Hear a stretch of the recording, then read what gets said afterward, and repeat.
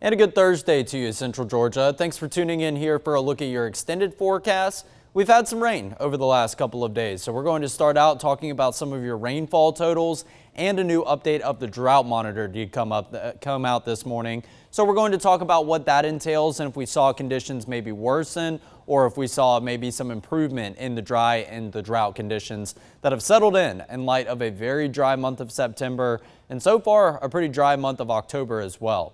So you will see yesterday's front, it was a very thin line of rain, and most of that rain was fairly light in nature. Most areas in central Georgia found themselves with maybe only a couple hundredths of an inch of rain like Sandersville, and you can see maybe about a tenth of an inch in most areas like Milledgeville, Dublin only getting a couple hundredths of an inch. Down to about a tenth of an inch in Macon County, but a select few spots where that blue is a little bit brighter. That's where we saw some totals that were just above a half inch of rain. Overall, any little bit of rain that we can receive is going to be beneficial from at least preventing the dry conditions from worsening. And you can see actually some of our southeastern counties didn't look out with anything in the way of rain ahead of that frontal boundary. That did kind of follow what the rainfall graphic was saying as of yesterday afternoon as well.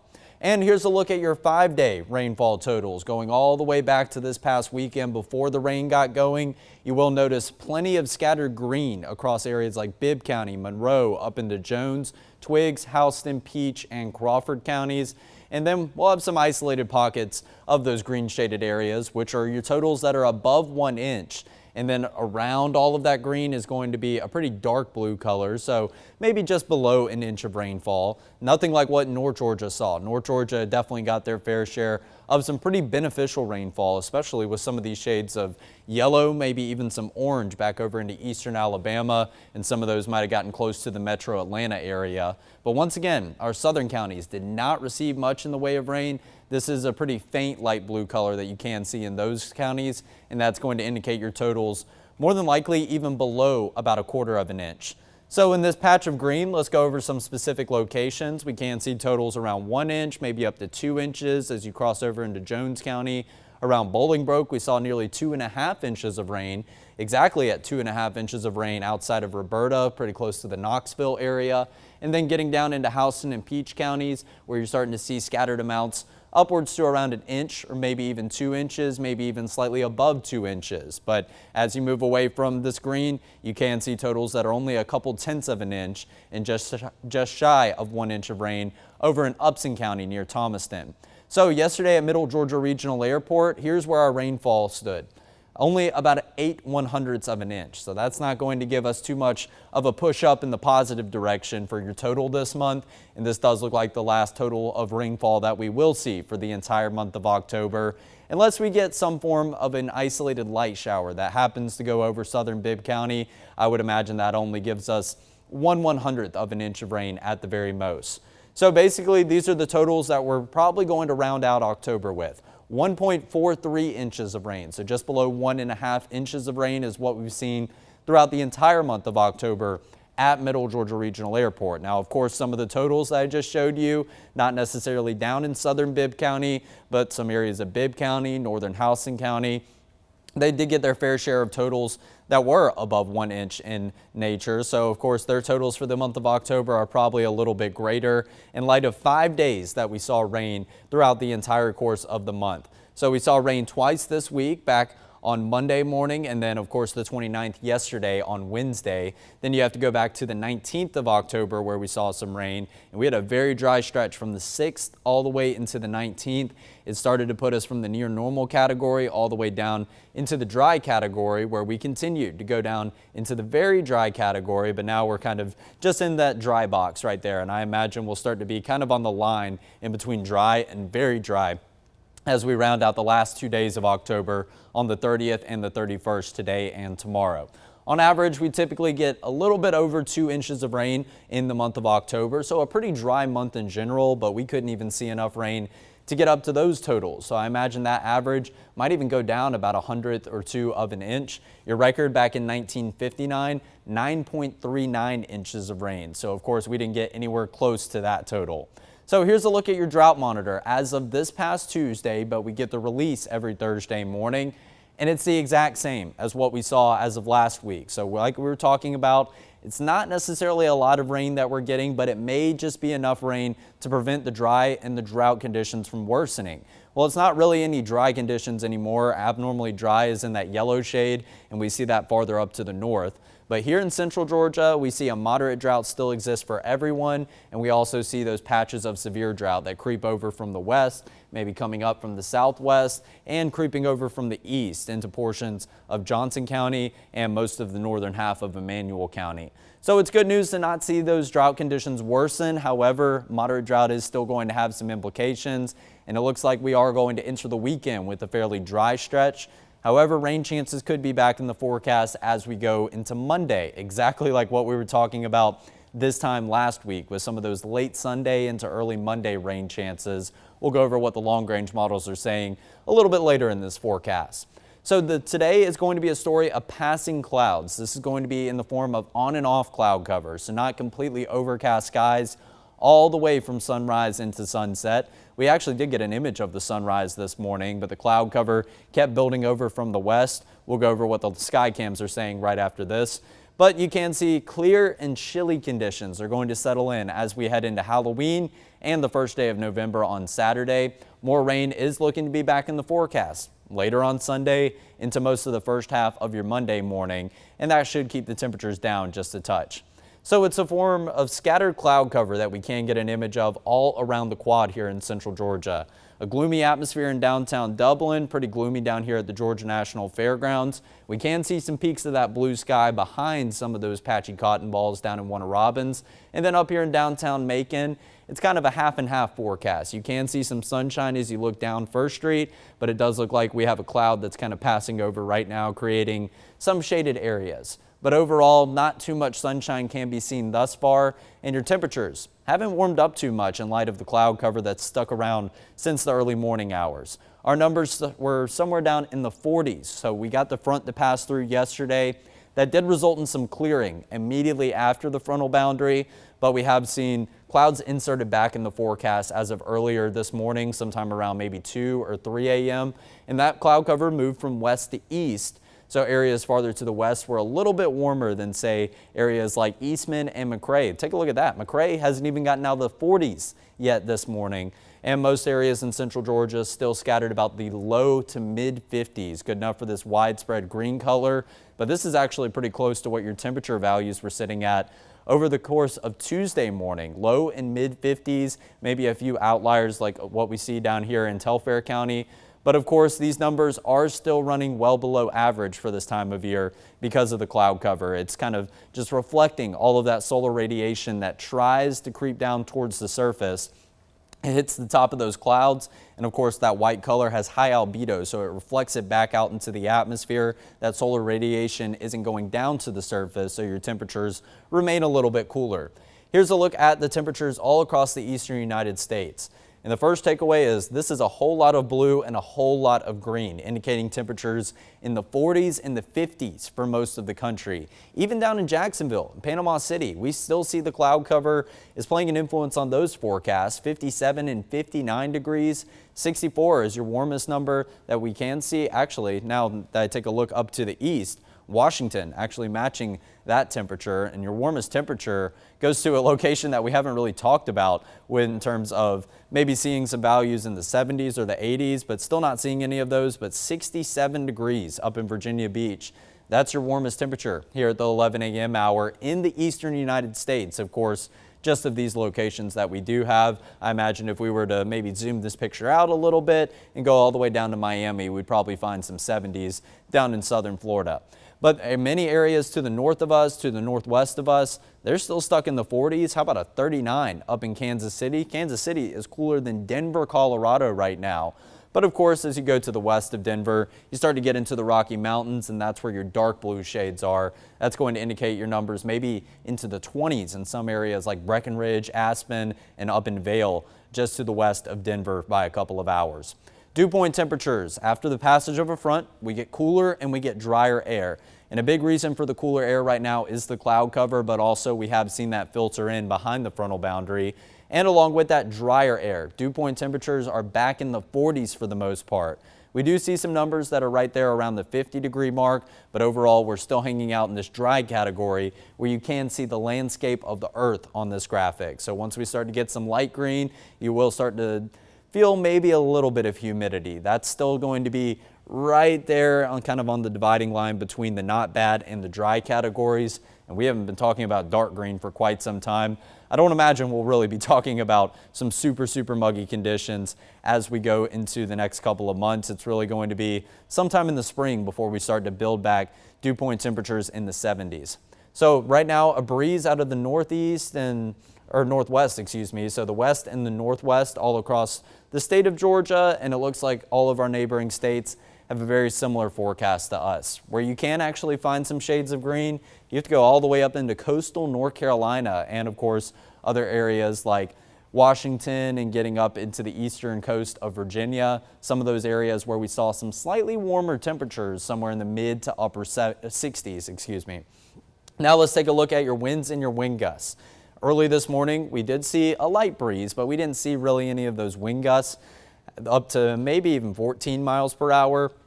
That is the case now. So that blue color that was widespread this morning has turned into a yellow shade, which is going to indicate we have the potential for gusts up to 20, 25, or maybe even 30 miles per hour throughout the rest of this afternoon. 14 mile per hour gusts up in Milledgeville, 16 mile per hour gusts in Swainsboro, and there's that 25 mile per hour gust that we can find over to the west in Taylor County. But your sustained winds, the little number in the white, what those winds are consistently blowing at, as opposed to those occasional gusts that you see in the yellow number, anywhere from about 6 or 7 degrees all the way up into not degrees, excuse me, I'm so used to calling out the temperature map, 6 or 7 miles per hour all the way up to 13 miles per hour up here in Macon.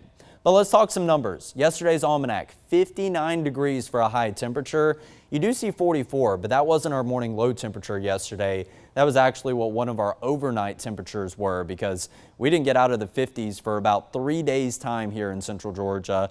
And 59 marks the third consecutive day that our high temperature has topped out in the upper 50s. We actually saw a pretty steady increase with your high temperatures, 57 on Monday into 58 on Tuesday to a 59 yesterday on Wednesday. So your morning low temperatures, or I guess your temperatures as we went into the overnight hours this past night, 44 degrees, that finally goes back below average of 48 degrees this time of year, and then 59 degrees for a high temperature, 16 degrees below this average high of 75 degrees.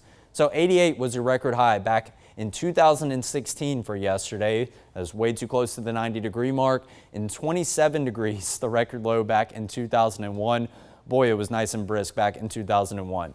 So precipitation, not even about 1/10 of an inch of rain. Your departure still stands pretty close to the 3-inch mark. And once again, if this is one of your first times tuning in, your departure of rain just means how do we compare to where we should be at this point in the calendar year in terms of rainfall. And thanks to a couple of very wet months, we are still trending above average, even despite the drought conditions that have settled in, even despite maybe only about 9 to 10 days of recorded rainfall over the last 2 months here in central Georgia. And we will continue to have that number above average, I do anticipate, because we have our fair share of rain chances maybe every couple of days here as we transition into the month of November on Saturday.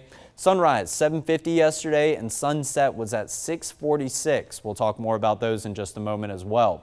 Hour by hour, the meteogram only tops out at 58 degrees. I went with a little bit of a higher temperature today. I actually elected for a high temperature above the 60-degree mark at 61 degrees. But if we're having to talk about 61 degrees for a high temperature being on the warmer side, take a look at how it compares to average. 13 degrees below average, and 61 degrees is not too far off that 59-degree mark that we hit yesterday afternoon. It is still going to be a pretty chilly day. Passing cloud cover, we have some mostly cloudy skies right now. On occasion, you could see some partly cloudy skies, and then maybe mostly cloudy and the gloomy atmosphere builds back in. But I think as we head into this evening, we'll finally try to get some images of at least the sunset. If you don't catch the sunset tonight, don't worry, you definitely will catch it tomorrow, as we will finally clear out, and perfect timing with clearing out and getting out of that messy and gloomy forecast right in time for Halloween. So it also is going to be a windy day. We were talking about that breeze, already some gusts up to 25 miles per hour. We could occasionally have them up to 30 miles per hour throughout this afternoon. You pair that up with plenty of shade and temperatures in the low 60s, it's going to remain chilly. So whatever you brought outside for that morning commute earlier today, maybe in terms of a hoodie, some form of layering, you're going to want to keep it handy even for that evening commute home. If you do start to see some sunshine, it's going to be in the later portion of the afternoon, closer to sunset, so I don't imagine you'll have too much of some warmer temperatures left to greet you on your way out the door from work and as you make your way back home and begin to wind down the work week. A few drizzles are also going to be possible with some passing cloud cover today, and we'll talk about why that is. But first things first, here's your current satellite and radar image. Some gaps in the cloud cover. Remember downtown Macon, we got some glimpses of sunshine. Down in Warner Robins, we had some glimpses of the blue sky. But down in Dublin, it was more of a gloomy atmosphere, and I think we had some passing clouds over there in Perry. But we don't see anything in the way of rain as of right now. And if we take a big picture view, do we have any rain on its way? This is what's going to fall if we do see any rain whatsoever throughout today that you see up in northeastern Alabama, pretty close to the Huntsville area. That's going to continue to come down to the south and the southeast, and it's all courtesy of a low pressure center that is currently centered up in northern West Virginia, right there on the edge of western Maryland, northwest Virginia. This low pressure center, it has a lot of moisture associated with it, and that's why you see widespread rain across the mid-Atlantic portion of the country, and that's also why we saw some more humid areas in coastal North Carolina, coastal Virginia, and that resulted in some slightly warmer temperatures. Well, the frontal boundary that you do see draping down from the south of that low pressure center, that's actually the front that came through yesterday. So that front was moving a little bit quicker than the center of low pressure that it's attached to. It was actually centered up in northern Tennessee earlier this morning. So we are starting to see maybe some wraparound circulation with that low pressure center. So you see these arrows spinning in that counterclockwise direction, and that's the same direction that we're starting to see the motion of all this rain, the motion of the moisture associated with it. Because typically when we have these low pressure centers come across the country from west to east, they normally cross well to the north, up in the northern plains, the Great Lakes, and eventually getting over into the mid-Atlantic and New England. Well, this one was a little bit farther to the south. It was a little bit closer to us here in central Georgia. So areas up in the Great Lakes and the Mid-Atlantic know exactly what I'm talking about. Obviously, many of you are watching here from home, so we don't really talk about this that much, but we can see that wraparound moisture create a couple of sprinkles on the backside of a front. We're so used to being so far down to the south with a frontal boundary that we just see clearer and drier conditions as it passes through. But since this low pressure center is so close to us, we are going to have some wraparound cloud cover and some wraparound sprinkle showers throughout the day today. But eventually that low will move far away from us enough in order to get out of the picture and not really have an influence on our forecast. But keep that boundary in mind because it will tie into what we're talking about with Hurricane Melissa coming up in just a couple of moments. So here's what Future View says. Mostly cloudy around 2 p.m. A few sprinkles scattered about central Georgia. Let's go and transition into the evening and talk about some good news. 6 p.m. cloud cover finally breaks apart, and we will continue to see the clearing in that cloud cover as we go into tonight. And then we transition into Halloween tomorrow morning. 7 a.m. crystal clear going into the afternoon. Once again, crystal clear as you're making your way home from work, as you're making your way home from after school activities, maybe not participating in Halloween festivities. You got a football game to play to wrap up the regular season. It is still looking like a very great forecast, especially that 3 to 5 o'clock window. That's when your temperatures will be the warmest throughout Halloween. Now in the morning and as you get into the evening and nighttime hours, it is going to be mighty chilly for Halloween. Now as we transition into Saturday, clear start to the morning, some cloud cover trying to push down from the north and the northwest. It's not producing anything in the way of rain, but it does look like we'll just have some passing cloud cover throughout the later hours of Saturday, and then some of those clouds could very well stick around for Sunday as we go into the end of your weekend, but Future View right now only goes out to 3 a.m. on Sunday. In terms of the breezy conditions, what we have present right now is going to be a lot gustier as we head into around 3, 4, 5 o'clock. So like I mentioned, not only is it going to be on the cooler side with your afternoon highs, you're going to pair up a pretty substantial breeze with occasional gusts up to 22, 24, or maybe even 26 miles per hour later on today.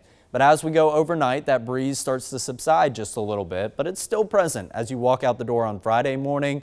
That could definitely be a factor in making it feel just a little bit cooler, especially with some of the morning lows we have forecasted tomorrow morning. Friday afternoon, still a pretty steady breeze that's widespread right around 4 p.m. But as we transition into trick-or-treating time, that breeze falls apart very quickly. That takes us all the way into Saturday afternoon, and it's not looking like we have much in the way of a breeze. These are your wind gusts, and if the gusts, which are occasionally faster than what your sustained winds are, only up to 6, 7, maybe even 8 miles per hour, we're looking at relatively calm winds throughout the day on Saturday. So for the next 3 days, pretty chilly weather, but we're starting to see a steady warming trend. We get rid of the rain chances for Halloween tomorrow. We continue that into Saturday. 67 degrees for a high temperature on Halloween afternoon. That's going to feel the best of any day that we've had throughout the work week so far. But morning low temperatures down as low as 39 degrees. So believe it or not, the atmosphere that you've been walking out to with plenty of cloud cover and moisture in the forecast, that's actually kind of been our saving grace, because the cloud cover and the moisture has kept our temperatures just a little bit warmer as you walk out the door. And you say, Alex, how are you talking about warmer? Temperatures in the 50s paired up with some rain. It was a very chilly and nasty environment that you've walked out the door to Monday, Tuesday, and all the way through Wednesday. Today was a little bit better. There was a little bit of sunshine, but as we got the clearing and cloud cover, that's why your morning lows went down into the low 40s as opposed to, say, around 50 degrees. And since we're going to see that clearing as we go into the evening and nighttime hours tonight, crystal clear skies are going to allow for a dip down into the upper 30s for some locations. So it's going to be nice, brisk, and chilly. Make sure that you continue to make plans to have that layering ready to go as you head out the door right around 7 or 8 a.m. each and every morning for the next 2 days, because Saturday is actually going to be the coolest day of the next 3 days in terms of your morning low, but your afternoon high temperature maybe right there around what your high is on Halloween Friday, 68 degrees. And then you see that icon. Yes, we are flipping the clocks back as we head into the tail end of your weekend. But for your Halloween planner specifically, like I mentioned, a cool start to the day. Afternoon will be pleasant and sunny. But as you go into the late evening hours, layer up under your costumes. Temperatures around 9 p.m. going to be around 52 degrees. If you have plans to stay out even later, say around 10, 11, 12 o'clock, those numbers are going to be even lower, because we have to make our way down to that morning low temperature of 37 degrees as you wake up on Saturday morning. So we are going to cool down pretty quickly from 66 degrees in the afternoon. And then talking about your trick-or-treat forecast, maybe some of you going to be out in one of those in-between periods between that 3 p.m. hour and that 9 p.m. hour that I did highlight. Here's what your temperatures look like. 59 right there around 6 p.m. I think the sunset's going to be a little bit closer to 7 p.m. And then after the sun sets, that's when the pretty quick cool down does ensue. 55 by around 8 p.m. Frankenstein and the Mummy are not only dancing because we don't have any rain chances scattered about your evening plans, but they're also dancing because you got to stay moving in chilly temperatures like this, or else you are going to be nice and cold. The best way to combat that is just wearing some layering, some light layering under your Halloween costumes, because your costume itself should kind of act as another kind of layer of some clothing to just keep you a little bit warm on any of your trick-or-treat plans. And that goes for all the people sitting outside on the front porch handing out candy as well. So daylight saving time, that will be ending on Sunday. So Sunday officially at 1:59 a.m. You are going to see the clocks, if they do this automatically, go from 1:59 in the morning all the way back to 1 a.m. And then eventually, after you make that fall back, you are going to continue about your normal times, 2 a.m., 3 a.m., and so on as you walk out the door on Sunday morning for church. So this fall back means that we're going to be sacrificing the later sunsets, and they're already pretty early in nature, but going to get even earlier as we see the sunset on Sunday afternoon.